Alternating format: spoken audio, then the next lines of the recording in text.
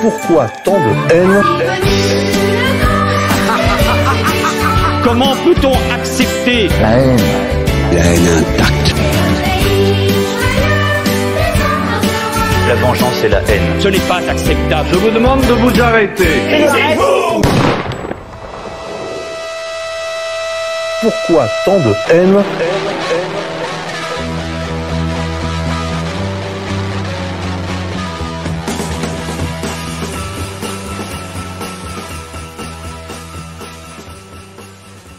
Chers amis auditeurs, bonjour, bonsoir, bienvenue pour votre nouvelle édition Pourquoi tant de haine, l'émission des génocides imaginaires sur les antennes de RFM, la radio en continu, en ligne et en couleur d'Égalité et Réconciliation. Aujourd'hui, j'ai le plaisir de recevoir Alain Soral, président d'Égalité et Réconciliation, éditeur, auteur, agitateur d'idées depuis 1968, et également Xavier Poussard, directeur de la rédaction de Faits et Documents. Xavier, bonsoir. Bonsoir à tous. Alors, chers amis, ce soir, on se retrouve évidemment pour parler un peu d'actu, ce qu'on ne fait pas trop au micro de Pourquoi tant de haine, mais l'occasion nous en est donnée parce que les événements semblent s'accélérer, Xavier, Alain. En effet, on a assisté ces derniers jours à des mobilisations assez importantes, beaucoup plus importantes même que ce qu'attendaient les organisateurs, même si ce n'est pas encore le raz-de-marée. Mobilisation contre le pass sanitaire principalement et accessoirement contre la vaccination. Qu'est-ce qu'on peut dire déjà des premiers éléments de cette mobilisation, Alain Soral? Déjà que les médias nous avaient préparé à l'idée que le peuple de France avait totalement accepté le vaccin et le pass sanitaire et que la résistance à cette dictature sanitaire était résiduelle. Or moi j'attendais un peu de vérifier, et ce qui m'a convaincu que le pouvoir mentait et que la mobilisation était bien plus importante, c'est l'appel qu'a lancé Philippot à une manif à Paris. Je rappelle que Philippot est quand même un type qui, depuis qu'il n'est plus au RN, est assez marginal, enfin a une audience assez marginale. Et quand il faisait des petites réunions de rue, puisqu'il en fait depuis un moment sur une très bonne ligne, il y avait quelques centaines de participants, maximum quelques milliers. Et là, j'étais attentif. Son appel a été entendu par plus de 100 000 personnes. Je crois qu'il y avait une manif dans Paris là que j'ai bien regardé où ils étaient au moins 150 000. Et ce qui m'a interpellé, c'est qu'en plus, c'était non seulement 150 000 personnes, mais pour une fois, et ce qui est très important, d'un public très très mélangé, très transclasse, très transcourant. Et après, on pourra creuser une manif qui s'est très très bien passée, c'est-à-dire sans dépradation, sans infiltration de gauchistes, c'est-à-dire une manif qui, pour une fois, faisait, je dirais, l'unanimité. Et là, je pense qu'on est sur quelque chose de très important, puisque ça monte crescendo, un peu comme ça avait été le cas des Gilets jaunes. Mais là, on est sur un potentiel d'insurrection, je dirais, super Gilets jaunes, puisque les Gilets jaunes, c'était quand même des exclus de l'économie. Il y avait un aspect sous-prolétaire, un aspect lutte des classes, alors qu'on là, on est sur une cause transclasse, et en plus, qui n'est pas une cause économique, mais qui est au-delà de l'économique, qui est une cause, je dirais, presque existentielle et sanitaire, hein. C'est-à-dire c'est pour la liberté et la santé. Et je pense que c'est un potentiel bien plus important encore que les Gilets jaunes, qui, je le rappelle, ont été étouffés et massacrés sans qu'aucune question qui posait ait été résolue. Donc là, je pense qu'on est dans la possibilité, et moi c'est l'espoir que j'ai, hein, je prends le pari de l'espoir, hein, je suis pascalien, qu'on peut aller vers quelque chose de bien plus important encore que la colère gilet jaune, qui sera, le réveil de la France sur un magnifique nom à la Robert Hossein, hein, le nom gaulliste, non à la dictature sanitaire, et que ça peut aller très très loin, et que ça peut aller très très loin, surtout en France, et que la France peut donner le là, quoi. C'est ça qui m'a motivé à convoquer cette émission spéciale ce soir. Voilà. Alors, il y a un autre point commun avec les Gilets jaunes, Alain, c'est la présence très importante, au moins pour moitié, voire plus de la moitié, de femmes. Oui, j'avais fait remarquer que je l'ai dit plusieurs fois, que le moment révolutionnaire, c'est quand les femmes, et quand je dis les femmes, c'est les mères de famille, c'est très important, les mamans, acceptent que leur mari aille sur la barricade, et même ils montent avec eux, parce que la vie des enfants est en jeu. Hein, et c'est à ce moment-là que s'opère la bascule révolutionnaire pour moi, parce que sinon la mère de famille, l'épouse, empêche son mari d'aller faire le con sur les barricades, parce qu'elle pense toujours à la sécurité d'abord et à la sécurité des enfants. Mais quand la vie des enfants est en jeu, et là avec cette vaccination obligatoire, et qui n'est d'ailleurs pas une vaccination, on sent que la vie des enfants, la santé des enfants et l'avenir des enfants est en jeu. On a ce phénomène de bascule très important, c'est que les femmes sont massivement dans les manifs, et surtout que ce sont des femmes de toutes origines sociales, et que si je regarde la manif que j'ai scrutée à la loupe, elle passait par la rue des Saints-Pères, ce qui est très rare, c'est-à-dire la bourgeoisie du 6e arrondissement, hein, le quartier latin, et on a une très forte présence de, je dirais, non pas de gens qui sont des exclus de la croissance, mais des gens qui sont au cœur de la société, c'est-à-dire de la moyenne bourgeoisie supérieure. Et là, ça change profondément la donne. Xavier, j'aimerais vous entendre sur ces éléments avant qu'on avance un petit peu vers des questions plus strictement politiques, enfin, je veux dire, plus politiciennes. Le mouvement s'est quand même levé d'un coup, hein. On voit que les choses s'accélèrent. Là, à l'heure où on enregistre, Emmanuel Macron vient d'avoir des déclarations un peu fanfaronnes, il me semble, en Polynésie. Il prend pas du tout la mesure de ce qui est en train de se passer, et il faut voir que les chiffres qui sont annoncés en termes de vaccination, on nous dit 30 millions de Français ont reçu la première dose et 40 millions ont reçu les 2 doses. Et bon, quand on regarde autour de soi, c'est à peu près ce qu'on observe, pas parce que les gens veulent particulièrement se faire vacciner, mais parce qu'il y a une injonction, tout simplement, si on veut pas se faire violer le nez tous les jours et pouvoir aller travailler. Si on n'est pas un travailleur indépendant, on est obligés de fait de se faire vacciner. Et donc les gens, ils sont allés en se disant, bon, malgré tout, on nous a dit que la vaccination serait pas obligatoire et que on aurait un été tranquille. Et là, il fait cette déclaration à la télé où on arrive au pass sanitaire, le QR code et évidemment la vaccination qui s'annonce obligatoire, et tout le monde voit qu'on va vers la vaccination obligatoire des enfants. Donc là, comme le disait Alain, effectivement, dès lors qu'on touche aux enfants, on rentre dans quelque chose qui touche des cordes complètement, ça devient une poudrière. Et là, on peut le dire, Emmanuel Macron, ça, il le perçoit pas parce qu'il est pas dans ce monde-là. Et les gens aussi ont des enfants, ils sortent de 2 ans de confinement avec les enfants chez eux, avec des enfants qui sont parfois déstructurés. C'est très compliqué quand on a des enfants en bas âge, par exemple, qui vous disent, les premiers mots qu'ils connaissent, c'est tout fermer, tout fermer. Enfin, vous voyez, donc les gens sont dans cet état d'esprit, et là, Macron arrive la fleur au fusil, leur dire que c'est pas fini, ensuite qu'il faudra une 3e dose, etc. Donc là, il y a quand même la prise de conscience de ce qu'on a dit dans diverses émissions, c'est-à-dire qu'en vérité, nous sommes qu'à une étape d'un plan, un plan qui est révélé par l'antériorité chronologique des brevets, des documents de la Commission européenne. Enfin, il y a tout un faisceau d'indices graves et concordants, de preuves même. Il y a également la question des dates de fabrication des verrines pour ce vaccin qui avait besoin, par exemple, d'être conservé à très basse température. Les verrines ont été lancées en 2018, puisque pour fabriquer 1,6 milliard de verrines, eh bien, il en faut du temps.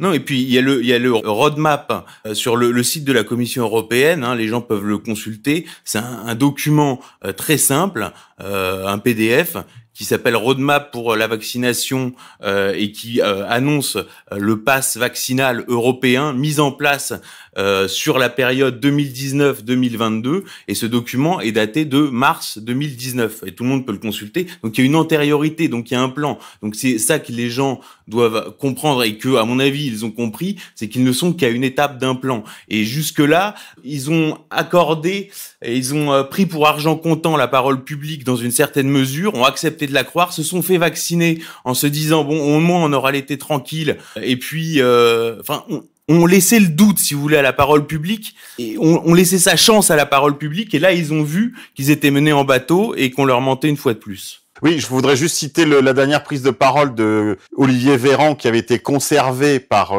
Brut, le magazine Brut, le petit pure player là, où Olivier Véran disait non, il ne s'agit pas de trier les gens, non, on ne rendra pas le pass obligatoire. Le problème, c'est qu'Internet, même s'il a une mémoire très brève, conserve quand même toutes ces vidéos, et elle est pas très vieille, elle date de juin dernier. Alain Soral. Oui, il y a 2 choses, nous, qu'on avait déjà annoncées. Moi, j'avais dit dès le début qu'on sortirait jamais du confinement. C'est un peu ça, en réalité, puisqu'on ne revient pas à la vie d'avant. Et ce que les gens sont en train de réaliser, c'est que la vaccination, c'est un peu comme la révolution permanente de Trotsky, là c'est la vaccination permanente, puisqu'après on comprend que on va être convoqué et obligé de se faire vacciner systématiquement puisqu'on nous sort des variants à l'infini. Donc c'est-à-dire que les Français qui pensaient se sacrifier dans un temps court pour revenir au monde d'avant, et là c'était un peu ce qui permettait, ce qui poussait les gens à obéir. Mais là, je crois qu'ils sont en train de comprendre que de toute façon, il va falloir qu'ils se révoltent parce que sinon, c'est la vaccination permanente et c'est la menace permanente, c'est le variant permanent, etc. Et ça, c'est ce qui est en train de se dévoiler. Hein. Et en plus que le pouvoir ment, puisque l'autre avait dit que dans le pays de Pasteur et de la science, jamais ceci, cela. Et puis en réalité, c'est pas jamais, c'est toujours. Alors il y a deux choses que les gens comprennent. La deuxième chose est un peu plus subtile, c'est qu'en fait la vaccination a été programmée avant la pandémie. Hein. C'est que la pandémie est là, inventée ou fabriquée ou surévaluée pour justifier quelque chose qui est antérieur, qui est la vaccination mondiale. Voilà. Ça, les gens commencent à le comprendre. Donc, ils commencent sérieusement à mettre en doute le narratif officiel. Et puis, deuxièmement, effectivement, on comprend que même si on est vacciné, ça change rien. Il faudra se revacciner. Ça n'empêche pas d'être malade. Ça n'empêche pas de transmettre. Ça n'empêche pas les gestes barrières, etc., etc. Donc là, les gens sont en train de réaliser le poteau rose et que ça ne sert plus à rien, je dirais, de se soumettre, parce que jusqu'à là, ils se soumettaient parce qu'ils pensaient qu'on était dans un temps court et que c'était pour revenir au monde d'avant très vite. Alors là, ce que les gens sont en train de comprendre, c'est qu'on ne reviendra jamais au monde d'avant, sauf à faire la révolution. Et c'est pour ça que je pense que là, la France, d'abord la France et sans doute le reste du monde occidental, sans doute après, on est peut-être en train de rentrer dans un processus révolutionnaire. Et ce qui m'intéresse, c'est que je dirais que c'est là où il y a un alignement de planètes, c'est qu'il y a le phénomène gilet jaune qui va rebondir. Ce phénomène s'élargit parce qu'il est transclasse, ce qui n'était pas le cas des gilets jaunes. Et en plus, on a un autre alignement de planètes, c'est l'échéance présidentielle, qui n'est que dans un an. Et tout ça, à mon avis, va concourir à quelque chose de ce que je vais appeler le retour de la grande politique, hein, c'est-à-dire de toutes les questions secondaires. Enfin, toutes les autres questions vont être balayées par la question de oui ou non à la dictature sanitaire, oui ou non au vaccin obligatoire. C'est la question politique de demain, comme il y a eu à une époque l'affaire Dreyfus. Il y a là c'est d'ailleurs, si on creuse, on verra que c'est une affaire Dreyfus inversée, mais c'est le sujet qui va balayer tout le champ politique. Et ce qui est intéressant, c'est qu'aucun leader institutionnel n'est sur le non. Et ça aussi, c'est une potentialité révolutionnaire. C'est qu'en réalité, si on prend de l'extrême droite à l'extrême gauche, en passant par le centre mou macronien, tout le monde, en fait, est pour le oui, c'est-à-dire la soumission à la dictature sanitaire. Et ça, c'est un marqueur. C'est que pour une fois, ni le RN, ni même d'ailleurs Jean-Marie, que j'ai écouté récemment, personne n'est sur le non radical, sauf Philippot, qui est quand même un leader, je dirais, historiquement de second plan.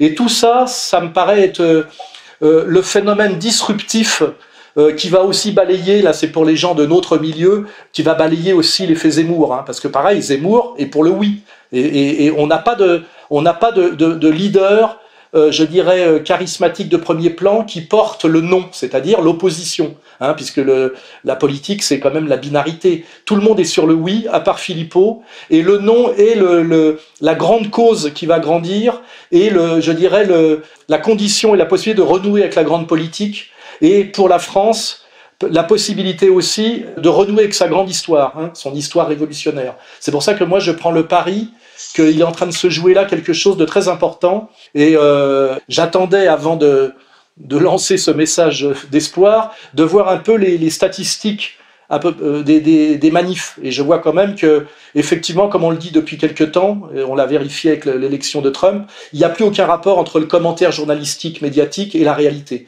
Et en fait, ces gens-là essayent de cacher par tous les moyens l'importance du non, on va dire, et ce non est très très massif, et il va aller en grandissant, pour moi c'est certain.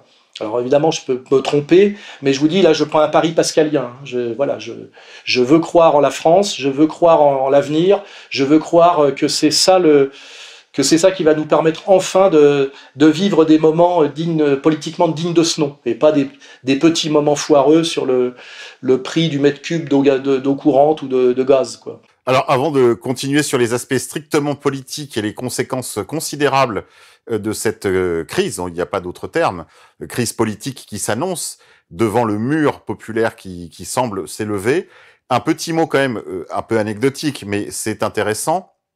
Le professeur Laurent Alexandre avait dit qu'il mangerait son chapeau si dans quelques semaines, la situation n'était pas parfaitement maîtrisée et redressée en Israël. Donc là, il y a un hashtag dont on peut s'emparer aussi, aller faire un petit peu de provocation auprès du compte de monsieur Alexandre sur Twitter.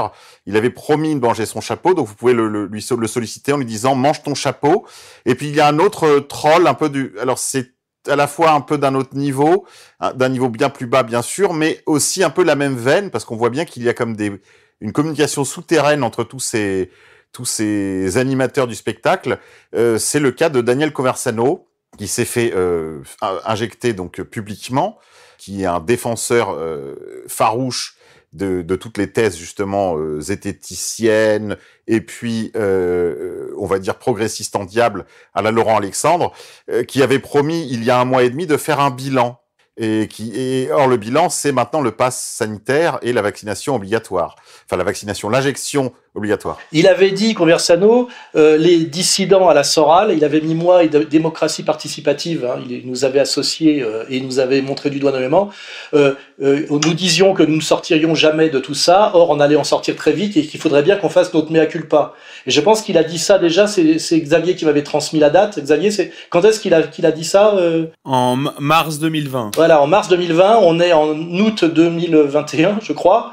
Et c'est à lui maintenant de faire son mea culpa, parce qu'effectivement, on n'en est toujours pas sorti. Et ce qui est intéressant, c'est que cette histoire de l'acceptation ou du refus de la dictature sanitaire est en train de faire exploser aussi la dissidence. Hein, parce qu'on va aussi citer le Vincent Lapierre. Tous finalement ces dissidents de deuxième zone, ces dissidents en carton, ont rallié le oui, hein, c'est-à-dire l'acceptation de la dictature sanitaire, exactement d'ailleurs comme l'a fait Marine, comme l'a fait Mélenchon, comme le fait Zemmour aussi. Et ce qui est intéressant, c'est que c'est l'épreuve de vérité, hein, l'acceptation ou le refus, hein, y compris dans la dissidence. Hein. Et il y a surtout qu'il y a quand même un vrai changement de paradigme au niveau de la séquence historique dans laquelle on est, et on en a déjà parlé sur la sortie de la modernité ou de ce genre de choses, puisqu'on voit que les tenants de la modernité, si la branche sur laquelle ils sont assis, par exemple, c'est inexplicable de dire aux gens « faites-vous vacciner pour ne pas transmettre le virus à d'autres gens qui sont vaccinés ». Enfin, c'est d'un point de vue logique, c'est inacceptable. Vous voyez, ça n'existe pas. Les vaccinés sont protégés, donc les non-vaccinés sont dangereux pour eux-mêmes en réalité. Ils risquent pas de contaminer les vaccinés. Donc à la limite qu'on leur dise, qu'on les abandonne à leur destin en leur disant tant pis pour vous si vous voulez être malade. Alors après on leur sort qu'ils vont grever le budget de la sécurité sociale. Hein, il y a tous les arguments.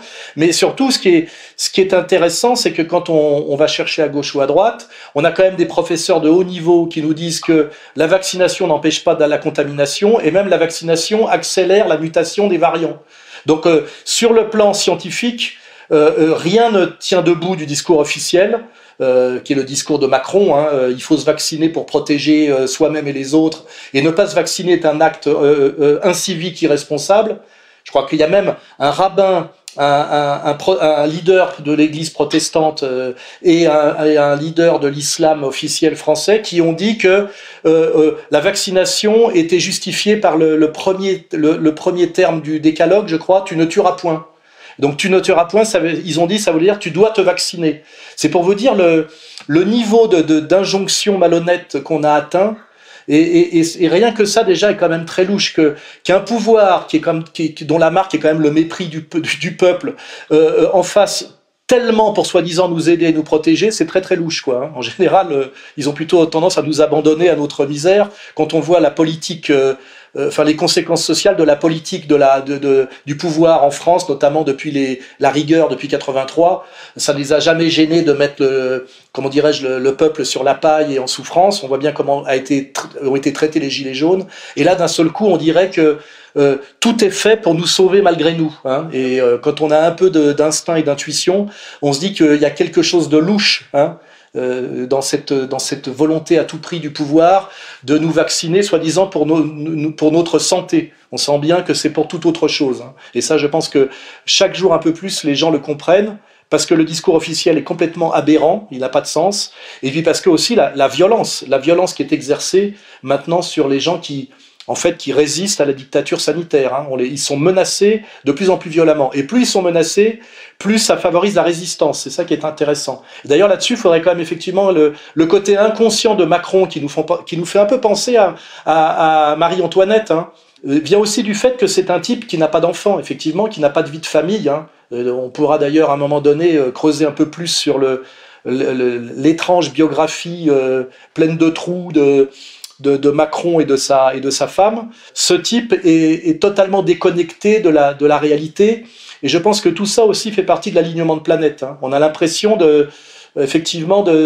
ça nous rappelle un peu Louis XVI qui dans son carnet intime le jour du 14 juillet dit comme la chasse avait été bonne, avait mis rien à signaler, je crois. Hein. On est un peu dans ce genre d'ambiance. Un petit mot peut-être, Xavier, du traitement médiatique des manifestations. Je vais être très très clair. Moi, il est évident que le traitement médiatique, il est attendu, évidemment. On nous explique que les manifestants ont dérapé, quoi. Enfin, je veux dire, on est dans un truc qui est complètement orwellien. Tout le monde peut le comprendre. C'est la fin du serment d'Hippocrate, puisqu'il y a plus avec le pass sanitaire, il y a plus de secret médical. On voit que les QR codes sont infraudables par la Sécu, alors qu'il y a eu des tas de rapports sur le fait que la Sécu était fraudée. Donc finalement, quand on veut sécuriser, on peut.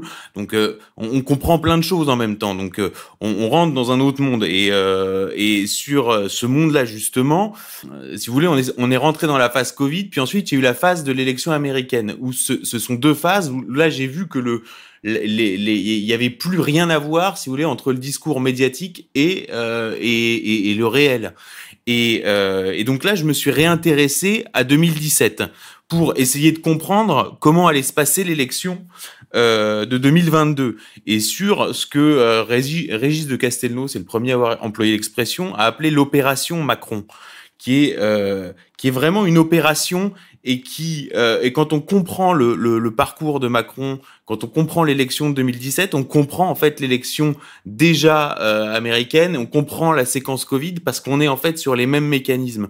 Et Macron, c'est un type qui se sent effectivement inattaquable, c'est-à-dire que toute sa bio est fausse. Je vais pour expliquer très rapidement ce qui m'amène à dire ça. Quand on fait une biographie, on prend toutes les biographies existantes de quelqu'un et on les superpose, un peu comme dans le secret de la licorne de Tintin, si vous voulez. Vous avez les trois parchemins, vous les superposez, et là se dessine quelque chose de complet. Et c'est comme ça qu'on travaille, et puis ensuite on peut trouver des nouveaux angles, et puis approfondir ce qu'on appelle l'état de l'art, et ensuite on continue, on creuse. Mais en principe, peut y avoir des petites rectifications, des petits mensonges. Par exemple, Nicolas Sarkozy expliquait qu'il était quasiment un prolo. Bon, mais en fait, il était issu de la très haute bourgeoisie et de l'aristocratie hongroise, haute bourgeoisie juive par sa mère, mais si vous voulez, comme fils de divorcé et comme fils d'immigré dans l'Ouest parisien des années 60, c'est pas faux qu'il ait pu se sentir quelque peu exclu. Donc il avait, mais si vous voulez, c'était pas faux du point de vue de sa perception. Alors qu'avec Emmanuel Macron, on est sur, je sais pas, chaque épisode de sa vie donne lieu à 3, 4, 5 mensonges. Et en fait, c'est le mensonge érigé en système. Et effectivement, on ne sait rien de sa bio, ne serait-ce que à partir de la sortie de l'ENA. Déjà, il est membre de l'inspection générale des finances, c'est comme ça qu'il fait sa carrière, et quand on creuse, on découvre que le Conseil d'État a annulé le classement de sa promotion. C'est la seule promotion de toute l'histoire de l'ENA dont le classement a été invalidé par le Conseil d'État, parce que c'était un classement qui avait été trafiqué, et c'est une promotion où il y a énormément de fils d'eux, comme Marguerite Bérard-Andrieux, comme le petit-fils de Simone Veil, etc. Donc lui, il fait toute sa carrière à l'inspection générale des finances, alors qu'officiellement il n'en est pas membre. Ensuite, quand il rejoint la banque Rothschild, il n'est pas mis en disponibilité de la fonction publique, ce qui est absolument du jamais vu. Hein. Marianne a fait un article qui a jamais été repris après, où le type de la commission de déontologie de la fonction publique, on lui soumet le cas Macron, il dit j'ai jamais vu ça. Donc ensuite il rentre chez Rothschild, donc quand il revient ensuite à l'Élysée sous Hollande, il n'est pas réintégré dans la fonction publique et il garde des liens d'intérêt avec Rothschild. Liens d'intérêt, et ça tout est sourcé, qui va faire jouer pendant tout le mandat de François Hollande pour dépouiller des fleurons français en liaison avec la banque Rothschild. Enfin, vous voyez, donc là on est que sur la partie connue, et je parle même pas de l'enfance où il n'y a pas une photo de lui avant ses 12 ans. Il y a très peu d'infos sur Brigitte Macron avant sa rencontre avec Emmanuel, c'est-à-dire qu'on connaît rien de Macron avant Brigitte et on connaît rien de Brigitte avant Macron. Moi, je mets au défi de nous montrer une photo de Macron en culotte courte et je mets au défi de nous montrer une photo de Brigitte Macron enceinte.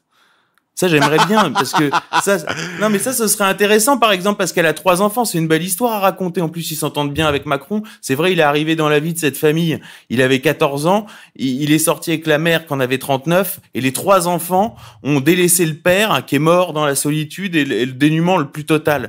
Et donc, c'est quand même une histoire. Et donc ça, c'est censé nous prouver qu'en fait, c'est un conquérant. Mais qu'on nous montre, alors s'il s'entend si bien que ça avec les enfants, etc., qu'on nous montre une photo. Moi, je mets au défi les équipes de communication et pas des photos truquées, parce qu'ils ont montré, tout le monde se demandait à quoi ressemble l'ancien mari de Brigitte. Et donc, ils ont fini par montrer une photo de son mariage. Et quand on a passé avec des logiciels de détection ces photos-là au logiciel, en fait, on voit très bien que ces photos sont intégralement truquées. Et d'autres photos de l'enfance de Brigitte sont des photos qui sont en fait mal légendées. Enfin, vous voyez, donc tout est faux. Et moi, c'est la première fois que je fais ça, c'est-à-dire de faire une bio. Normalement, les choses se dessinent, se précisent, on en sait plus et on arrive à cerner le personnage. Et moi, c'est une bio donc là que je publie dans une série de faits et documents qui est axée autour de 2 pôles importants dans la vie de Macron, qui sont les 2 pôles sûrs dans la vie de Macron, qui sont le pacte de corruption, c'est-à-dire comment toute la caste s'est mis en rang serré derrière Macron par la corruption et la haute trahison. Donc ça, c'est un fait avéré. Il y a eu une commission d'enquête parlementaire, tout est sourcé. Et l'autre fait, qui est la corruption de mineurs, c'est-à-dire le détournement de mineurs dont il a été l'objet pendant ses études. Ça, ce sont les 2 pôles sûrs, donc le pacte de corruption, la corruption de mineurs. Et pour tout le reste, on ne peut que poser des questions, émettre des hypothèses. Et là, on rentre effectivement dans le bizarre. Et je pense que l'opération Macron n'est pas finie, qu'elle continue, que le projet, c'est d'en faire, dans le cadre du Great Reset, le président soit des États-Unis d'Europe ou de la zone Europe, Moyen-Orient, Afrique. On voit son tropisme africain un peu délirant et on peut se demander si c'est pas ça qui lui a été promis, parce que c'est évident que la France il s'en fout et c'est pour ça qu'il avance. Et là, pour revenir à la question de la candidature Zemmour dont parlait Alain Soral, moi je peux prouver que la candidature Zemmour, que Zemmour le sache ou non, fait partie intégrante de l'opération Macron. Justement, on va parler des élections. Alain Soral, vous le disiez, les cartes vont être considérablement rebattues. Les oppositions ont été dévoilées comme étant des oppositions de synthèse. Les médias, eux aussi, c'est un grand dévoilement, se font chasser, comme ça a été le cas d'ailleurs dans des mobilisations passées, mais les choses deviennent de plus en plus évidentes. En fait, est-ce que cette crise du Covid n'est pas la grande chute des masques de l'oligarchie? Est-ce qu'elle n'est pas en train de tomber les masques, peut-être un peu brutalement, un peu trop vite, au goût des populations? C'est ça la bête de l'événement. On peut la comprendre de plusieurs façons, cette phrase. La bête de l'événement, c'est Macron. Et puis la bête de l'événement, c'est aussi que là, on est effectivement, on a changé de paradigme. Comme le rêve d'ailleurs l'oligarchie, avec cette dictature sanitaire, mais c'est en train d'entraîner par effet domino un changement radical, je dirais non seulement de la politique, mais de la mascarade politique. C'est-à-dire que tout ce qui a été mis en place depuis, on va dire, la Ve République pratiquement, c'est-à-dire un système entièrement sous contrôle d'auto-alternance, risque d'être balayé là par l'affaire Covid, on va dire, qui pour moi est comme une nouvelle affaire Dreyfus, c'est-à-dire que il y a plus de questions de gauche, de droite, ni même de racisme, d'antiracisme. Et je rappelle que l'affaire Dreyfus a eu comme fonction de redéfinir la gauche non pas comme question sociale, mais comme question raciale, c'est-à-dire la gauche, l'antiracisme. Ce qui permettait qu'à un moment donné, Dreyfus remettait Rothschild à gauche. Vous voyez, c'était l'enjeu. Et là, on est en train de mettre un terme, je dirais, à toute cette longue domination du logiciel Dreyfus, puisque aujourd'hui, dans cette nouvelle affaire Dreyfus, qui est pour ou contre la dictature sanitaire, les Dreyfusards sont les salauds. Je ne vais pas en dire plus, c'est à vous de creuser la suite. Voilà, c'est très important. Et ce qui est très important aussi, c'est qu'on voit que normalement, dans une logique historique, c'était au Front National, même s'il est rebaptisé Rassemblement National, de prendre à bras-le-corps la cause du non, c'est-à-dire la vraie opposition, la résistance à la dictature sanitaire, donc à la dictature tout court. Or, Marine n'y est pas du tout, mais Mélenchon n'y est pas non plus. Besancenot, c'est-à-dire les gauchistes sont totalement absents de cette question, ils ne sont pas positionnés par rapport à cette dictature sanitaire. Et puis comme ils sont partis dans la vague écolo et qu'ils ont validé le réchauffement climatique, voire aussi d'ailleurs la pandémie, c'est-à-dire tous ces grands récits dictatoriaux mensongers. Ce qui est très intéressant, c'est que les gauchistes, qui sont en général des auxiliaires du pouvoir et qui empêchent la bonne compréhension des choses, et qui sont avec les Black Blocs, ceux qui ont pourri la question des Gilets jaunes, les Black Blocs et les gauchistes ne sont pas là. Aucun opposant en carton n'est là non plus, puisqu'ils sont incapables de se hisser à la grande politique, ni Marine ni Mélenchon. Le seul qui a compris les enjeux et qui a osé y aller, alors je fais pas de commentaires de plus, c'est Philippot, qui est quand même un personnage secondaire dans la politique. Je vois pas Philippot devenir De Gaulle, pour des tas de raisons. Mais en tout cas, lui, il y va. Ce qui veut dire que il y a un énorme vide en réalité, puisqu'on a on a une opposition quasiment inexistante avec un potentiel immense, et je dirais une majorité, un camp de la soumission qui pour la première fois recouvre le champ total de la politique institutionnelle de l'extrême gauche à l'extrême droite. J'ai écouté aussi la manière dont Jean-Marie Le Pen a commenté les décisions de Macron. Il n'est pas du tout dans le coup non plus. J'ai un grand respect pour le patriarche, mais il loupe le coche là aussi. Ce qui veut dire que ce qui risque d'arriver avec la présidentielle, c'est que la longue épopée Le Pen va sortir de l'histoire, père et fils, et ils vont sortir je dirais malheureusement par la petite porte, par l'entrée de service, par la porte des commis, parce que c'était le moment là. Et d'ailleurs c'est le message que j'ai fait passer à l'entourage de Marine, parce que je me suis retrouvé dans une réunion par hasard récemment. J'aurais dit Marine est morte politiquement parce qu'elle est en train d'être remplacée par Zemmour, ce qui a aussi un sens très profond. Ça veut dire qu'à un moment donné, il n'y a même plus besoin d'arc républicain. Tout se réduit au petit théâtre dont parlait Céline, vous voyez, c'est-à-dire que tout est intégré, enfin. Et Marine est en train donc de disparaître de la politique, puisqu'elle s'est normalisée, c'est-à-dire dédiabolisée à la demande de nos maîtres, on va dire symbolisés par le CRIF, et la récompense pour cette dédiabolisée, c'est que, comment dirais-je, Zemmour est en train de prendre sa place en disant qu'elle est devenue une gauchiste consensuelle et qu'elle n'a plus d'intérêt dans la politique puisqu'elle n'est plus opposée à rien.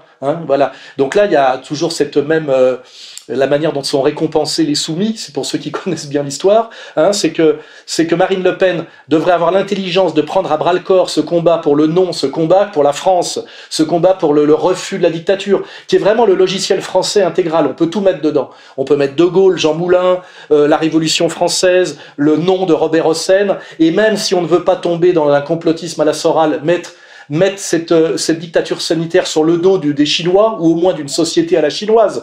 Il y a vraiment un alignement de planètes pour mener un combat quand on a une lucidité, une conscience politique et une volonté politique qui échappe totalement en ce moment à Marine Le Pen et à ce qu'elle représente. Ça veut dire que ce moment magique et disruptif que certains dans nos milieux ont attendu de Zemmour, c'est pas du tout ça. Ce moment disruptif qui va permettre de tout changer, à mon avis, c'est ce peuple français qui se lève dans sa tradition pour refuser la dictature qui s'appelle dictature sanitaire et qui n'a pas de leader majeur pour l'instant, et ce qui veut dire justement que c'est pas sous contrôle du système, parce que c'est ça que ça veut dire, qu'il n'y ait pas de leader déjà en place qui prenne ce truc à bras le corps, c'est qu'effectivement ça réouvre tout grand la porte à l'aventure politique et à la grande politique. Et ça pour moi, je dirais c'est réjouissant et c'est tant mieux.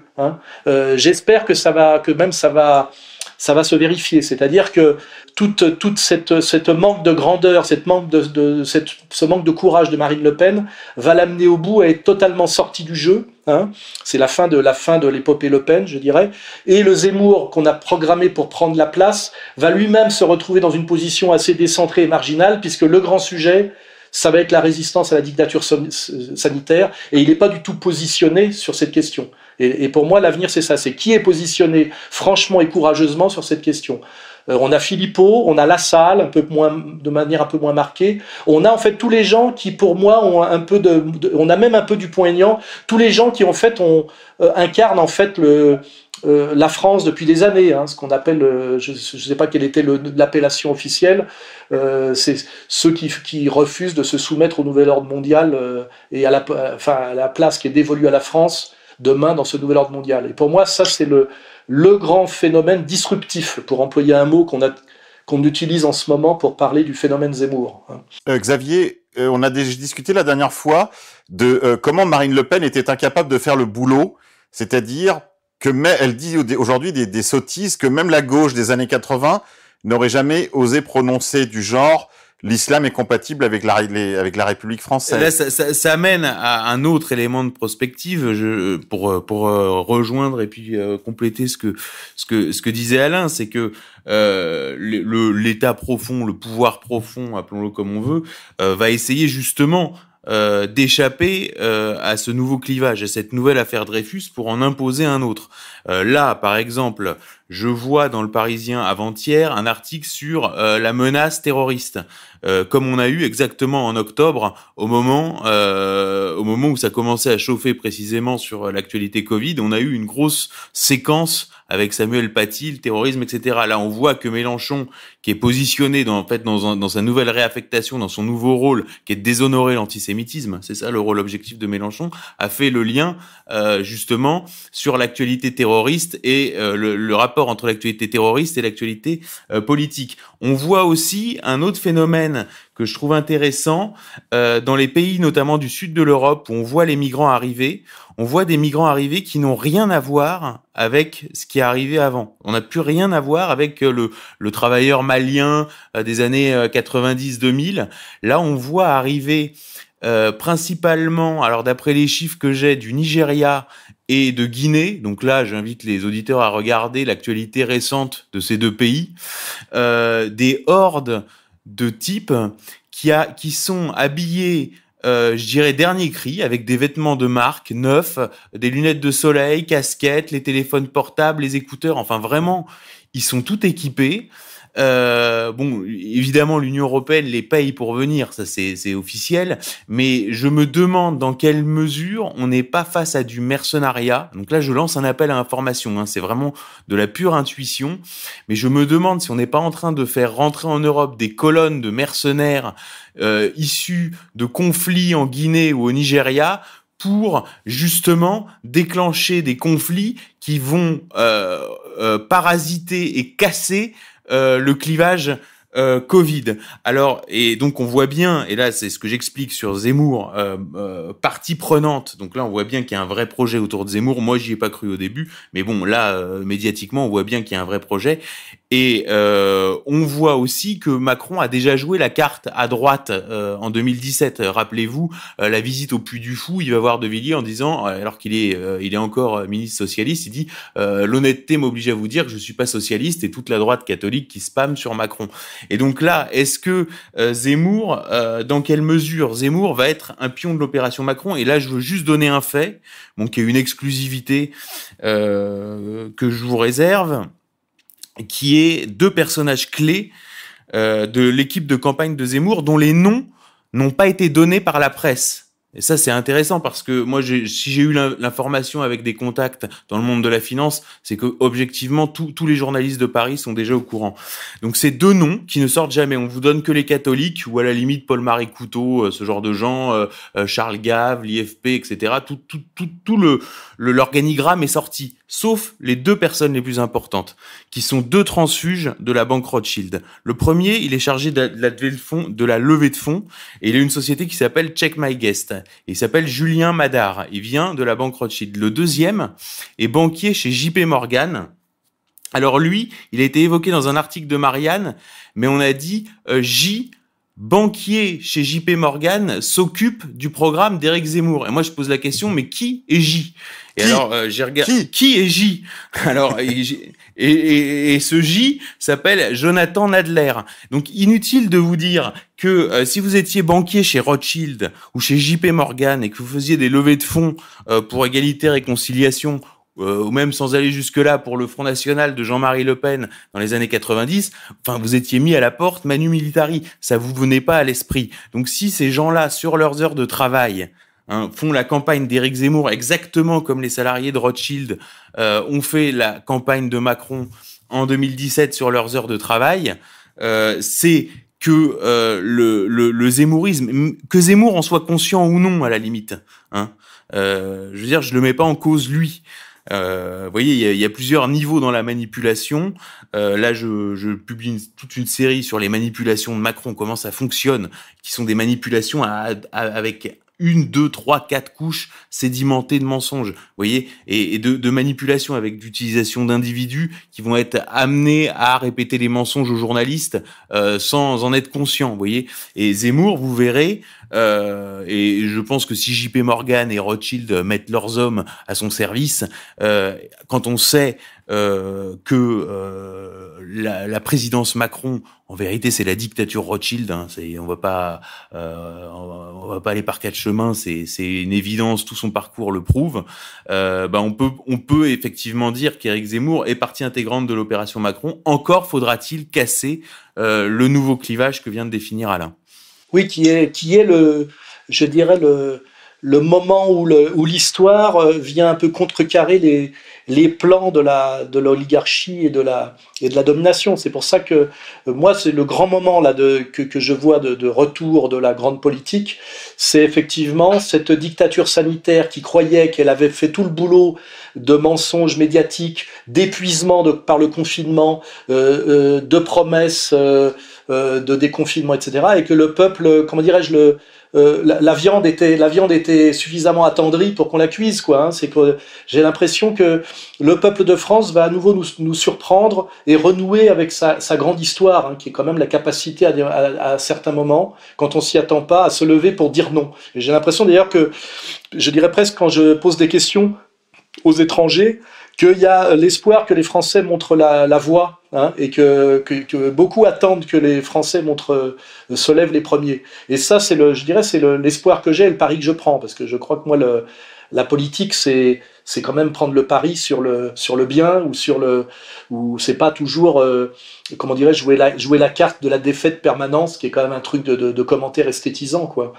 Et là, pour moi, on y est. Et puis pour comment dirais-je, enfoncer le coup de ce que tu viens de dire, quand on creuse, l'opération Zemmour n'est pas une opération comment dirais-je, de catholique identitaire en réalité. Hein. Ça, c'est l'apparence, ou c'est le deuxième niveau, parce que les gens qui me disent oui, ce qui est bien avec Zemmour, c'est que on a un type qui est validé par la communauté, donc qui a enfin le droit, je dirais, de réhabiliter Pétain, en gros, pour simplifier. Quand on creuse, c'est exactement l'inverse. C'est ça qui est intéressant d'ailleurs chez Zemmour. C'est ce que je disais récemment à un type de bon niveau. Je veux dire, quand on dit quand même Zemmour dit beaucoup de vérité, je dis c'est vrai que quand on l'écoute de manière superficielle, tout ce qu'il dit, effectivement, est courageux et ce qu'on a envie d'entendre, etc. Et puis quand on creuse, en fait, tout ce qu'il dit est faux. En fait, c'est vrai superficiellement et faux profondément. Et ça, pour le démontrer, j'ai quand même édité le livre de Youssef Indy. Et Zemmour est aussi un marqueur, hein, de la situation actuelle. Hein. D'ailleurs, si je voulais faire un peu d'eschatologie, puisque je pense que la grande politique rejoint l'eschatologie, hein, il y a un moment donné où la religion et la politique fusionnent dans les grands moments de Kairos. Je fais un lien, moi, j'ose, entre Zemmour et l'Antéchrist. Hein. L'Antéchrist dans la vision guénonienne, puisqu'on est en train de rééditer pas mal de Guénon en ce moment, c'est celui qui se présente, c'est le retour de la fausse tradition. Hein. C'est-à-dire qu'il y a un désir de tradition, donc un désir de hiérarchie, on va dire, pour relier à l'actualité, une lassitude de ce que j'ai appelé l'égalitarisme fou, le délire LGBT, etc. Et il y a un désir de retour à la hiérarchie, donc à la vision traditionnelle. Et Zemmour est là pour l'incarner momentanément, et exactement comme l'Antéchrist est là pour nous proposer un faux retour à la tradition, qui ne sera que momentanément, et qui permettra le retour à la vraie tradition, c'est-à-dire le retour du Christ et le retour de l'âge d'or. Ce qui rejoint un peu la thèse, comment dirais-je, de Léon Bloy, hein, sur à quoi sert une certaine communauté. Hein. Voilà, elle est un peu la croix sur laquelle est cloué le Christ, d'une certaine manière. Hein. C'est à la fois néfaste et nécessaire. Voilà. Et pour moi, il y a cette idée profonde, là, si on veut prendre de la hauteur, Zemmour et l'Antéchrist, c'est-à-dire une proposition malhonnête et fallacieuse de retour à la tradition, ou de retour de la droite, hein, pour descendre au niveau de la politique politicienne, qui est en fait un énorme mensonge qui sera balayé et qui permettra peut-être le vrai retour de la tradition. Voilà, c'est comme ça que je peux rejoindre, en passant par Guénon, Pierre Hillard, et que je peux faire la jonction entre la politique politicienne, qui ne m'intéresse pas beaucoup, et la grande politique qui, je le répète, rejoint l'eschatologie et la métaphysique. Il y a une chose qui est sûre, c'est que Éric Zemmour, longtemps, aura été une sorte de brise-glace du fait de sa carte J, il pouvait dire certaines choses qui nous étaient interdites, et donc c'est vrai qu'il a été utile à un moment donné, et beaucoup de son public, finalement, se souvient de ces années où Éric Zemmour se cantonnait à ce travail de brise-glace, de remporter les petites victoires métapolitiques. Seulement, vous l'avez cité, Alain, moi j'ai lu avec beaucoup de plaisir, un plaisir vraiment sans mélange, le livre de Youssef Indy, qui se lit comme un roman d'espionnage. On va d'ailleurs des confins de l'Espagne, partagée entre les musulmans et les chrétiens. On y trouve des épisodes là de villes ouvertes nuitamment croisées par les Zemmour de l'époque dans un sens. Et quelques siècles plus tôt, Youssef rappelle aussi que les villes ont été prises par les morts parce que les médecins, les astrologues, je ne sais quoi, les Zemmour de leur temps avaient également ouvert les portes de la ville. Donc on voyage de l'Espagne disputée entre chrétiens et musulmans jusqu'aux néoconservateurs américains, les campus états-uniens où est enseignée la théorie du choc des civilisations. On revient en France avec on pourrait dire les parrains en politique d'Éric Zemmour, qui en fait sont tous issus de la Sarkozy. Là, c'est pareil, j'ai envie de dire aux vieux camarades Bergeron, de grâce, faites votre travail de journaliste, enquêtez, essayez de répondre sur le fond à ce que dit Youssef Indy, les noms qu'il donne, Monsieur Saada, patron de Valeurs Actuelles, les Bolloré, etc. Il faut répondre, et la droite se contente malheureusement de rester à la surface dont vous parliez, Alain. Oui, d'ailleurs, je pense que c'est pas toujours de bonne foi. C'est simplement que, en fait, ces gens n'ont pas une vision très haute de la politique. Ce sont un peu des ramasse-miettes, et ils ont constaté que depuis 30 ou 40 ans, c'était les gauchistes qui ramassaient les miettes, avec attelés à la ligne Cohn-Bendit BHL. Et là, ils espèrent que ça va être enfin leur tour de ramasser les miettes, en passant du judéo-gauchisme au national-sionisme, quoi. Donc, en fait, ils ne croient pas du tout à une prise de pouvoir ou à un retour de la droite. Ils se disent simplement que la communauté dominante est obligée de procéder par ce qu'on appelle le principe des alternances fonctionnelles, comme on tire des bords dans la marine à voile, et que ça va être enfin leur tour de ramasser les miettes après 40 ans de ramasse-miettes gauchistes. C'est comme quand je parlais de Louis Alliot à l'époque, quand on s'engueulait au Front National, je disais que moi je voulais sauver la France et lui il voulait devenir maire de Perpignan. Entre-temps, il est devenu maire de Perpignan, et pourtant à l'époque il n'en parlait pas du tout. Donc voilà, ça dépend si on veut sauver la France ou devenir maire de Perpignan. C'est un peu ça l'histoire de la politique. Quand on veut juste ramasser les miettes derrière Zemmour, on a intérêt à faire semblant de croire que Zemmour est là pour réhabiliter Pétain. Mais moi, la remarque que je fais, c'est: est-ce que Zemmour va réhabiliter Pétain jusqu'à la Révolution nationale et aux lois anti-juives? Parce que s'il réhabilite Pétain jusqu'au bout, ça finit par l'abrogation du décret Crémieux, et il est même plus français. Je rappelle quand même l'histoire.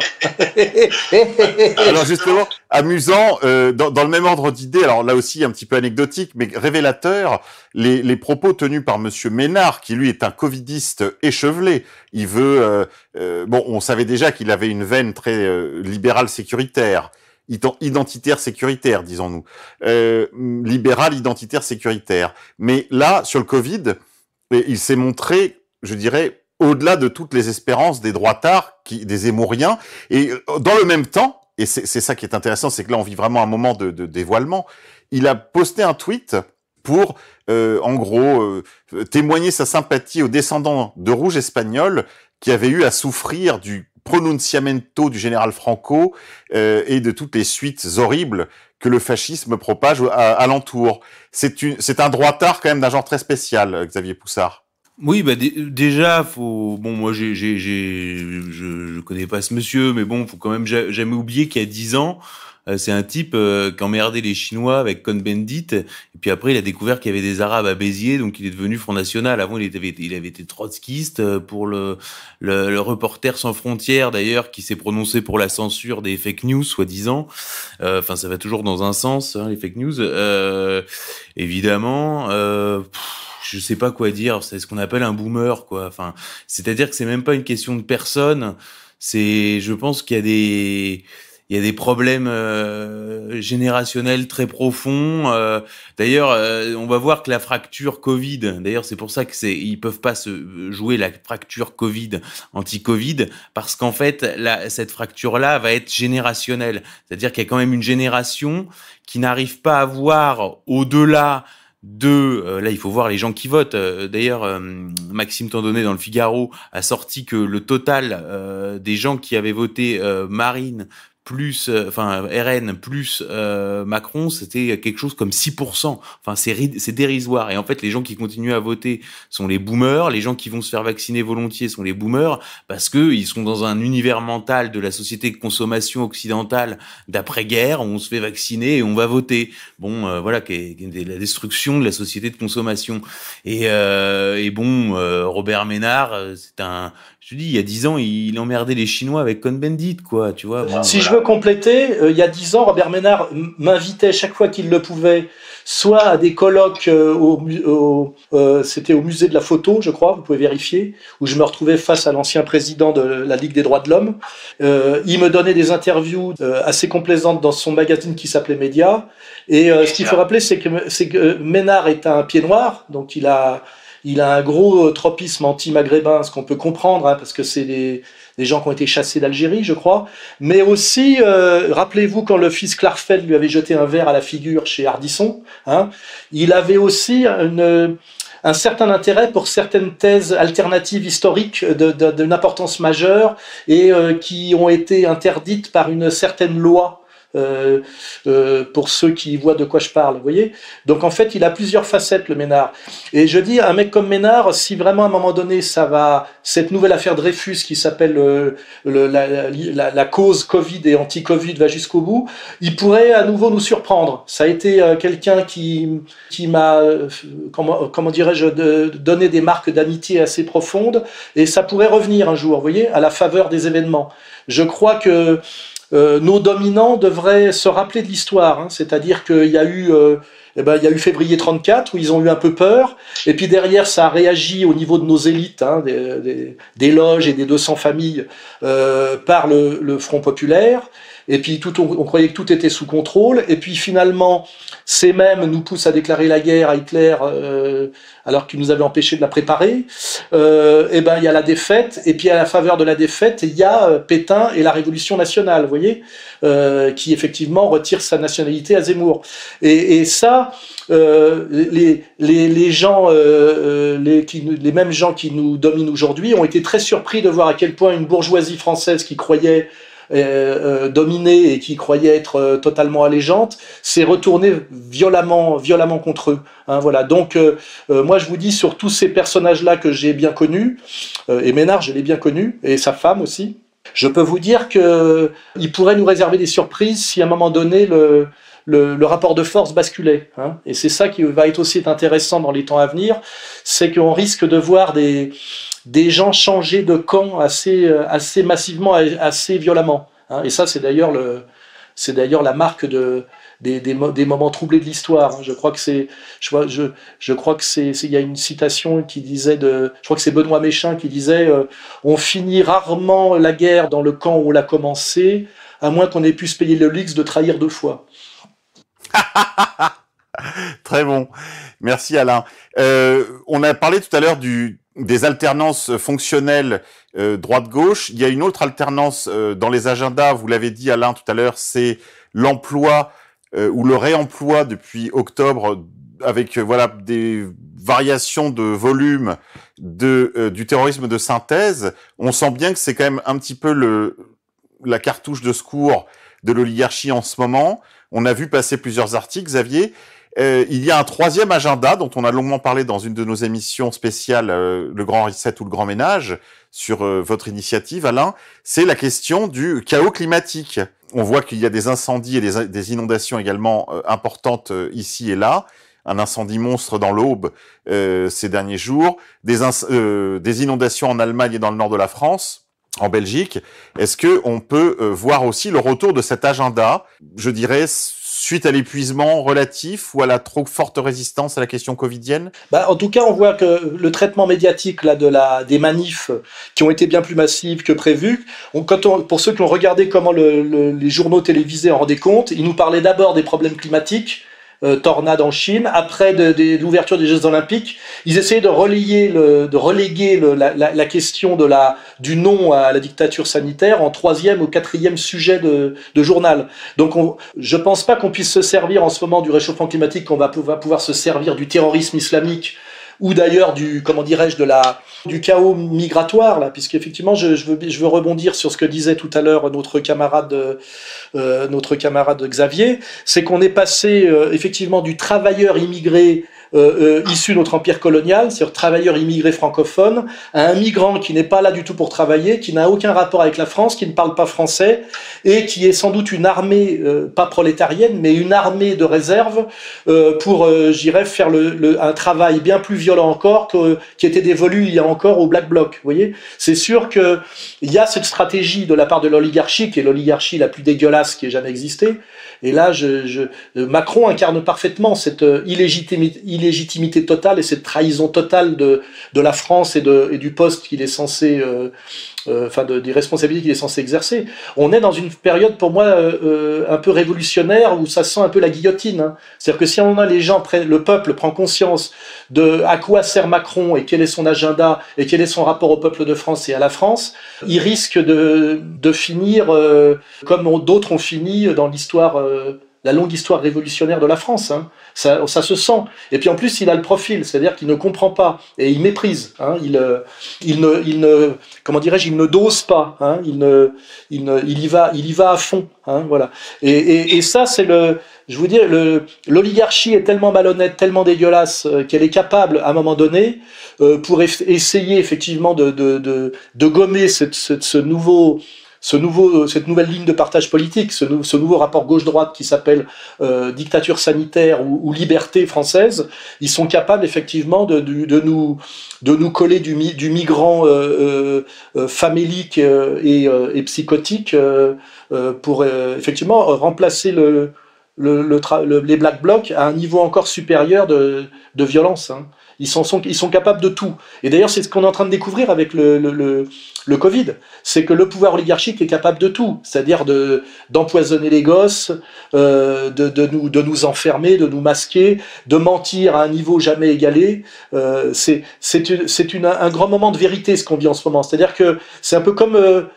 pour voler l'élection de Trump, quelque part, ils ont été obligés de mettre la barre tellement haut dans la tricherie et le mensonge que le coût à payer, c'est que tout le monde comprend aujourd'hui que la démocratie américaine n'existe plus et que les démocrates, ceux qui s'appellent les démocrates aux États-Unis, sont des antidémocrates forcenés. Hein.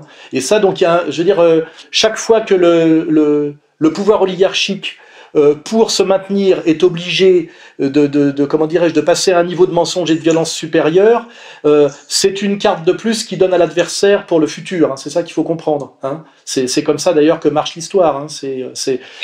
Ils accumulent les colères, ils accumulent les mensonges, ils accumulent les tensions, et puis à un moment donné, il y a le saut qualitatif. Trop, c'est trop. Hein. C'est ce que disait Gilad Atzmon, comme ça, qui définissait le pogrom. Il disait, c'est quand les Cosaques décident que trop, c'est trop.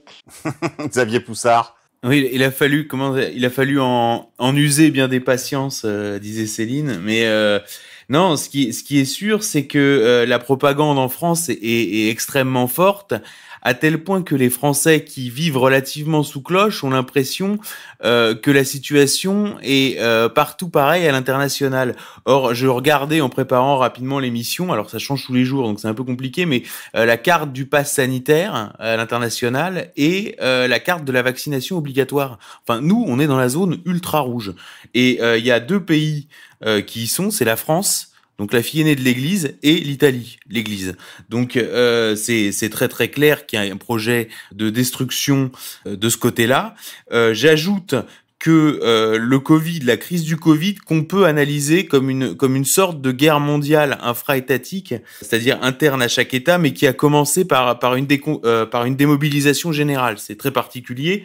On voit qu'elle sévit aujourd'hui en Russie. Donc ça va être un vrai marqueur. Là, apparemment, les patriotes, cette guerre opposerait donc les patriotes aux mondialistes, comme l'a défini Trump à la tribune de l'ONU en 2019, avant même la crise du Covid. Mais la crise du Covid peut être analysée comme un des théâtres de cette guerre d'un nouveau genre, avec effectivement des dimensions biologiques, bactériologiques, etc.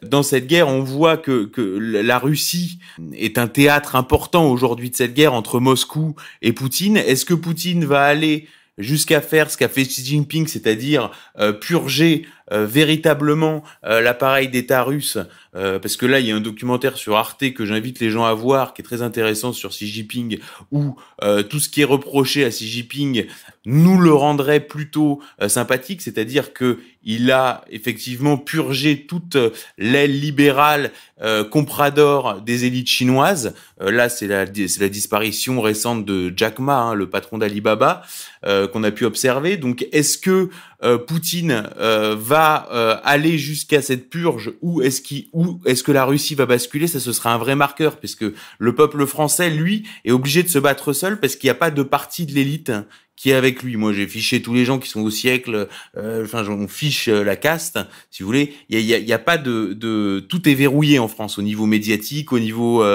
tous les meilleurs sont mis systématiquement sur la touche dans tous les domaines. Donc en France, il faut compter sur le peuple français. Mais à l'international, la guerre aux États-Unis est peut-être pas finie. En Russie, il faudrait pas que la Russie bascule dans le camp mondialiste. Bon, là, on suit les informations que nous apporte Xavier Moreau. Enfin, voilà, c'est toutes ces questions-là que je voudrais apporter. On voit aussi que, par exemple, en Afrique, l'idée de la vaccination prend pas. Il y a un nombre impressionnant de chefs d'État qui sont en train de mourir parce que, bon, les Africains, avec leurs défauts et leurs qualités, c'est impossible de leur vendre la vaccination, hein. Oui, il y a eu 4 présidents et un premier ministre. Voilà, mais c'est des fake news, ça, c'est des fake news. Dès que tu fais un lien de cause à effet, maintenant ça s'appelle une fake news. C'est-à-dire un lien logique, ça s'appelle une fake news. C'est-à-dire que t'es obligé d'être crétin si tu veux continuer à y croire, quoi. C'est hallucinant. Donc voilà, donc on voit que le monde sud-américain, pareil, est pas du tout dans le Covid. Même aux États-Unis, la vaccination est pas obligatoire, même si elle est fortement incitative. Et ensuite, il y a des dimensions régionales, enfin, c'est-à-dire au niveau des États, comme en Russie, au niveau des oblasts. Donc on voit qu'aussi dans ces pays-là, le clivage se joue à l'échelon local. Mais en tout cas, en France, oui, on aura besoin du peuple français, puisque la bourgeoisie française, les élites, comme on dit, ont été complètement purgées dans l'autre sens, pour le coup, et de longue date. Moi, j'encouragerais nos auditeurs à entamer une action que j'ai intitulée l'ARE, l'année de retrait de l'école, parce que s'ils ne veulent pas que leurs enfants soient empoisonnés par des injections de thérapie expérimentale qui ne disposent même pas d'une AMM permanente, parce que les AMM, donc les autorisations de mise sur le marché, sont encore provisoires. On a décelé qu'il y a des groupes de gens qui se font injecter, qui en fait sont des groupes témoins, parce qu'une dame, par exemple, a été injectée 3 fois, elle n'a développé aucun anticorps, ce qui prouve qu'on lui a injecté en fait du sérum physiologique, ce qui expliquerait d'ailleurs en partie les thromboses, parce que le sérum physiologique, quand il est injecté de manière intramusculaire, ça avait déjà été constaté lors d'expériences vaccinales antérieures, ça peut produire des thromboses. Donc moi, j'encouragerais les gens à faire l'ARE, l'année de retrait de l'école. Reprenez vos enfants, ne les laissez pas aux mains d'un ministère qui, de toute façon, vous a d'ores et déjà promis qu'il mettrait tous ses moyens pour la vaccination des enfants. Voilà, on parle déjà des 12-18 ans dès septembre. Méfiez-vous, ça ne cessera de baisser. Ensuite, ce sera évidemment les bébés, puisqu'on a déjà fait les femmes enceintes, Alain Soral.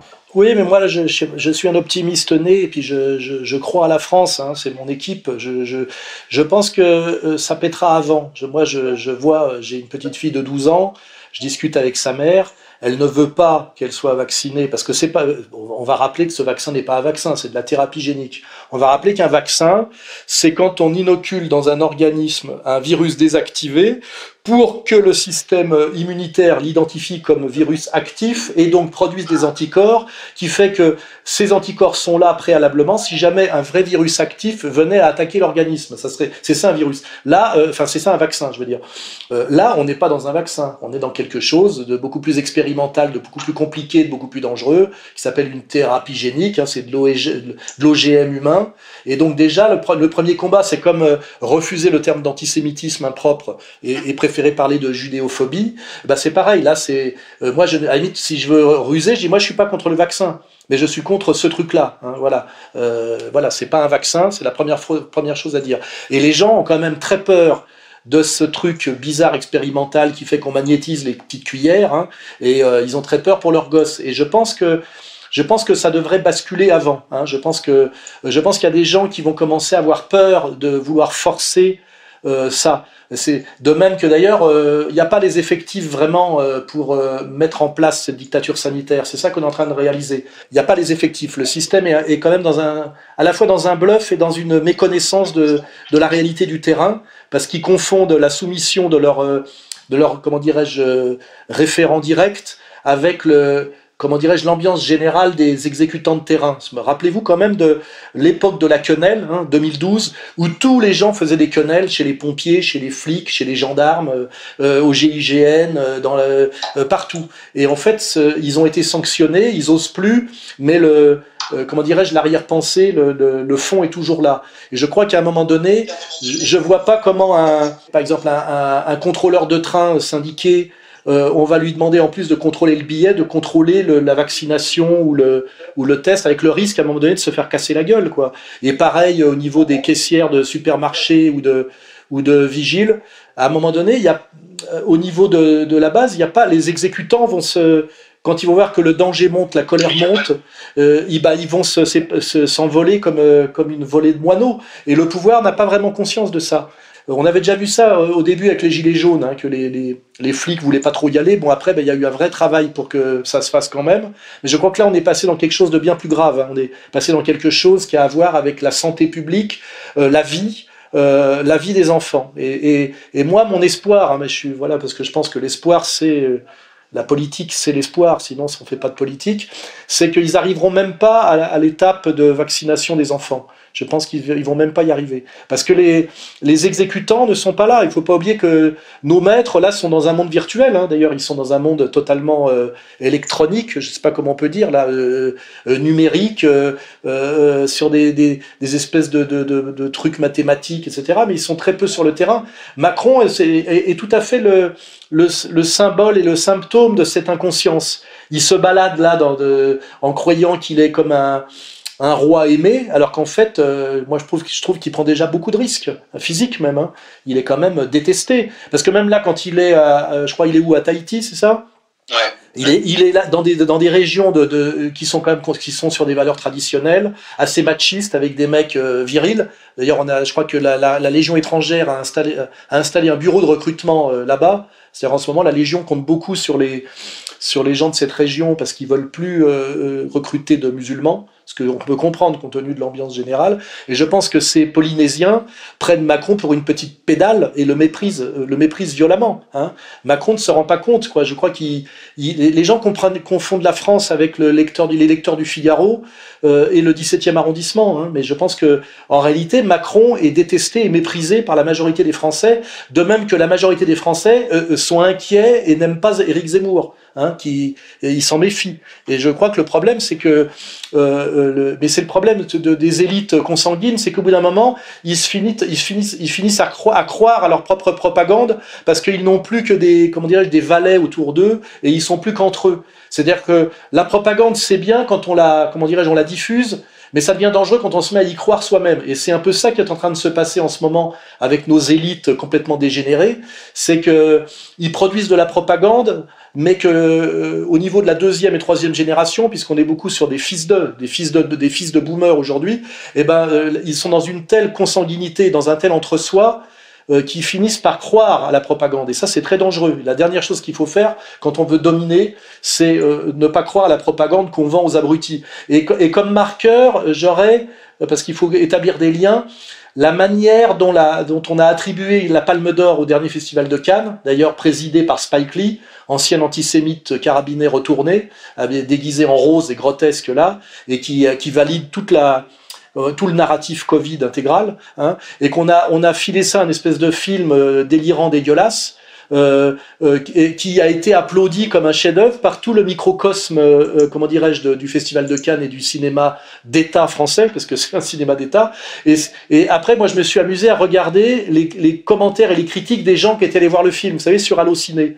C'est la première fois que je vois 100% de critiques plus que négatives, c'est-à-dire 0 étoile. Hein. Genre, c'est de la merde, c'est un scandale.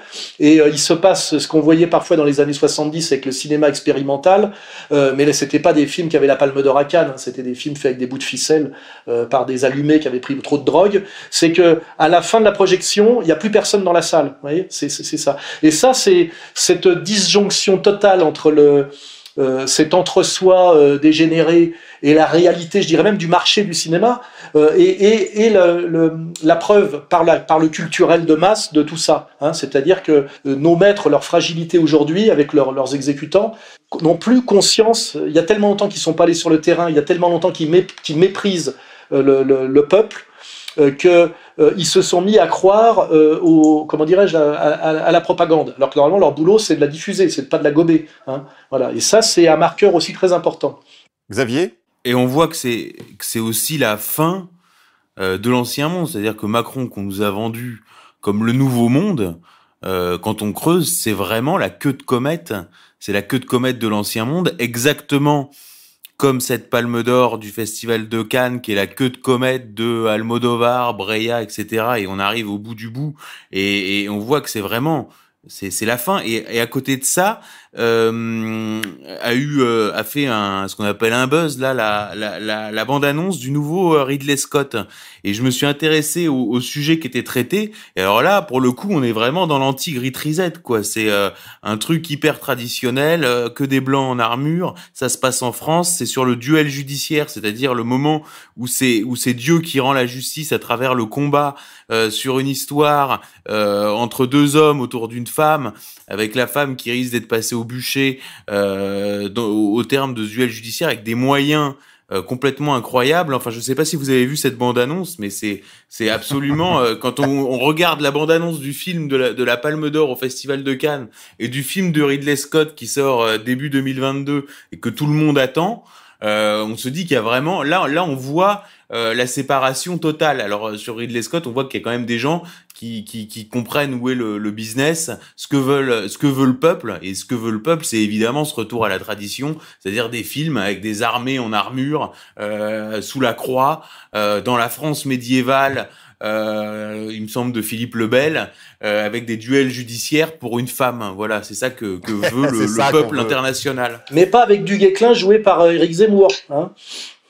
Oui, non mais ça c'est l'intelligence des Américains. Oui, il y a pas Harry Habitant pour jouer ou je sais pas quoi, ou Elsa Zilberstein pour jouer Jeanne d'Arc, quoi. Gad Elmaleh dans le rôle du Grand Condé. Hein. Alors, chers amis, je voudrais, avant qu'on se quitte, de donner quelques consignes à nos amis. La première, c'est ne démissionnez pas. Même si on vous met la pression, ne démissionnez pas. Mettez-vous en congé maladie. Allez sur mon fil Telegram, je vous explique comment résister selon les différentes circonstances qui vous sont faites. Donc, résistez, sachez qu'il y a de nombreux textes de loi qui vous protègent, qui protègent le secret médical, même si, évidemment, des décrets-lois ont été passés ces derniers jours. N'oubliez pas qu'il y a une hiérarchie des normes et que en France, il y a au moins une dizaine de textes qui vous protègent, dont la loi Kouchner, ce qui n'est pas piquer des verres. Si je peux permettre de compléter, en réalité, selon la loi, on ne peut pas nous vacciner de force. Alors, ce qu'ils font, c'est qu'ils créent un climat tellement pénible que les gens finissent par accepter de se faire vacciner, donc ils ont accepté de vacciner, parce que sinon on leur pourrit la vie par tous les moyens. Et ça, c'est aussi un aveu du système. C'est qu'en réalité, la vaccination de force, la vaccination obligatoire est contraire à toutes les lois, y compris aux lois européennes. Je crois que c'est Asselineau qui nous l'a d'ailleurs montré récemment, parce qu'il fait quand même le boulot, Asselineau aussi. Hein. Il est quand même, il est pas trop mal positionné aussi. On peut le mettre dans le camp des résistants, hein, puisque là, il n'y a plus de dissidence ou quoi que ce soit. Hein. Il y a la résistance et la collaboration. Hein. Il y a la dictature sanitaire et la liberté. Enfin, je veux dire, on est quand même là dans un paysage politique qui a de la gueule. Je veux dire, hein. C'est pour les gens qui aiment la politique comme moi, je suis content malgré toutes les risques, les violences et les souffrances, de pouvoir vivre une époque où la grande politique va revenir. Hein. C'est pas Giscard ou Mitterrand là en ce moment. Hein. C'est la France qui se relève ou la France qui disparaît. Hein. En gros, c'est ça. On renoue avec la grande politique où je vous dis la politique rejoint l'eschatologie et la métaphysique. Et ça aussi, c'est un message d'espoir. On a la chance, on va vivre ce grand moment. Hein, on va le vivre. Il y a des gens qui sont passés à côté, et nous, malgré le risque, évidemment, c'est le risque du combat, le risque de la guerre, on a la chance inouïe d'être né à la bonne époque pour vivre ce grand moment, ce moment très important que quelque part on attend tous depuis très longtemps. À ER, on attend ça depuis longtemps. Et ce qui est bien en plus, c'est que le terrain n'est pas pourri par des gens qui ont été mis en place pour incarner frauduleusement la résistance. Je vous le dis, Mélenchon n'y est pas, Marine n'y est pas, Besancenot a disparu, les gauchistes n'ont rien à dire sur la question, les dissidents en carton ont tous pris le mauvais virage, et donc le terrain est vierge de faux leaders, ce qui est très bon signe, voilà. Et Philippot n'est pas, je dirais, inquiétant, parce que justement c'est un petit leader, donc on peut supposer qu'il n'a pas été intégré dans le calcul de l'oligarchie, hein, il n'est pas... c'est pas Zemmour, quoi. Hein, voilà. Et donc, voilà, peut-être qu'on a fait tout ce qu'on a fait à ER depuis 2007 pour vivre les jours qui vont venir très vite, là. Un mot de conclusion, Xavier Poussard ? Oui, alors je voulais citer, je voulais faire une citation et puis vous laissez deviner l'auteur de la citation. Tiens, ça fait un petit jeu. Alors, la citation, c'est « Paradoxalement, ce qui me rend optimiste, c'est que l'histoire que nous vivons en Europe redevient tragique. Ce vieux continent de petits bourgeois, se sentant à l'abri dans le confort matériel, entre dans une nouvelle aventure où le tragique s'invite. Notre paysage familier est en train de changer profondément sous l'effet de phénomènes multiples, implacables, radicaux. Il y a beaucoup à réinventer, et dans cette aventure, nous pouvons renouer avec un souffle plus profond dont la littérature ne saurait être absente. » Donc Emmanuel Macron dans la Nouvelle Revue Française en 2018. Donc je pense qu'on peut faire nôtre cette citation d'une certaine façon. Merci Xavier. Vous ne manquez pas de cruauté. Alain Soral. Si je veux finir par du placement de produits, je rappelle que j'ai sorti un bouquin en 2011 qui quand même vaut que je mérite d'être pris pour quelqu'un de sérieux, qui s'appelle « Comprendre l'Empire, demain la gouvernance globale ou la révolte des nations ». Hein, on y est quand même là. Et puis si on prend mon dernier livre « Comprendre l'époque », le dernier paragraphe, c'est marqué « France hein ». Et c'est marqué « Comme on sent aussi que la France, fille aînée de l'Église et mère des révolutions, la France, patrie du cœur et des idées, va être cette fois encore en première ligne pour y jouer son rôle et y tenir son rang. » Voilà, c'est la fin du dernier bouquin que j'ai écrit, vous voyez, et que j'ai publié il y a quelques mois. Donc il semblerait que nous, à ER, soyons quand même en phase avec l'histoire. Hein. Ce qu'on demande quand même normalement à, je dirais, un intellectuel, c'est de prévoir, c'est d'avoir de l'avance, pas du retard. Et il semble que de ce point de vue-là, on n'est pas à rougir. Merci beaucoup, messieurs. Merci beaucoup, Alain. Je rappelle que vous devez vous abonner à Faits et Documents afin d'avoir, pour le prix d'un journal, une vraie information de qualité et plus encore, une lettre confidentielle, des portraits, des confis, des confidentiels, tout ce que vous n'aurez pas dans Le Point et dans l'Express, eh bien vous l'avez dans Faits et Documents grâce au travail acharné de notre camarade. Oui, je me permets d'insister, c'est vraiment pas cher pour ce que c'est, et donc abonnez-vous parce que c'est vraiment pas cher pour ce que c'est, voilà. Et puis les portraits de Xavier sont comme des portraits, parfois c'est du Rembrandt, parfois c'est du Bacon, parfois c'est un peu entre les deux. Ce que je veux dire, c'est que ça complète parfaitement le travail que je fais, c'est-à-dire que moi je suis beaucoup dans les concepts et les idées, et Xavier répond à cette question d'un homme politique qu'on doit prendre au sérieux parce que lui il a gagné et qu'il est mort dans son lit, qui est Joseph Staline, qui disait que chaque problème a un nom et un prénom. Donc c'est bien d'aligner les concepts, les idées, de produire des analyses, mais ces idées, ces analyses, ces concepts sont portés par des individus. Et puis quand ces individus sont morts, il faut les remplacer, et effectivement ça fait un trou dans le maillage. Je rappelle que on peut dire ce qu'on veut de la milice, mais en fait quand ils ont pendu Mandel à un arbre, le Mandel il est jamais revenu. Hein. Et je rappelle que Mandel c'était un Rothschild. Hein. Voilà. Voilà, toute ressemblance avec les événements actuels serait évidemment fortuite. Chers amis, vous pouvez également nous faire un don sur le site d'Égalité et Réconciliation, soutenir la rédaction de Combat, aussi bien que la radio en couleur, Égalité et Réconciliation, sur les ondes ERFM, autrement dit. Merci à la direction, d'ailleurs, pour sa confiance renouvelée. Je vous souhaite à tous de bons séjours de vacances pour ceux qui partent et de bons retours pour ceux qui rentrent. Je vous dis à très vite, chers amis. Haut les cœurs. Pourquoi tant de haine? Comment peut-on accepter La haine intacte. La vengeance et la haine. Ce n'est pas acceptable. Je vous demande de vous arrêter. Pourquoi tant de haine?